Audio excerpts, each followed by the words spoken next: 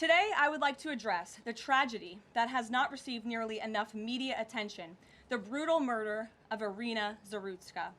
Here are the facts that many outlets have shamefully and intentionally failed to report until President Trump drew attention to it.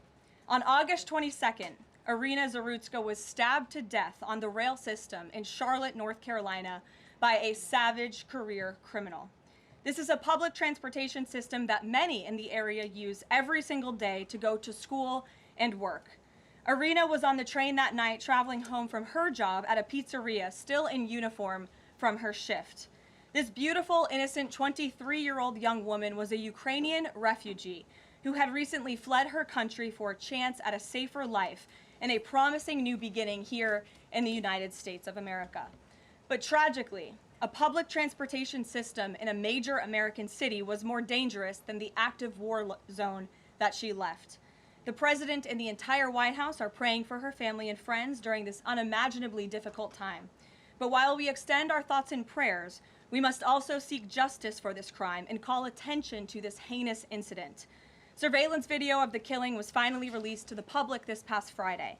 It shows the alleged killer, DeCarlos Brown Jr., pull out a knife, get up from his seat behind Iryna, and prepare to thrust a blade into her neck before the released footage gets cut.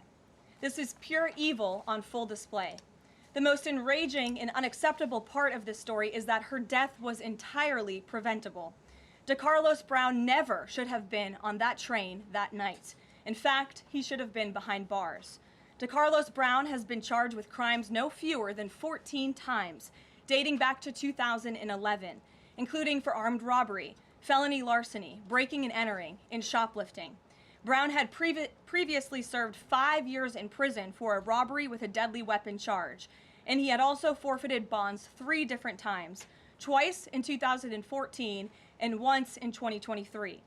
Despite all of this past documented criminal history, when Brown was arrested yet again in January of this past year, a Democrat judge, who I will add was a strong supporter of former Vice President Kamala Harris, released this insane criminal once again without requiring him to pay any bail. He simply had to sign a written promise to return for his court hearing. Think about how crazy it is to ask a career criminal, someone who by definition repeatedly breaks the law, to just sign a written promise and come back again another day. This is madness. This monster should have been locked up, and Iryna should still be alive.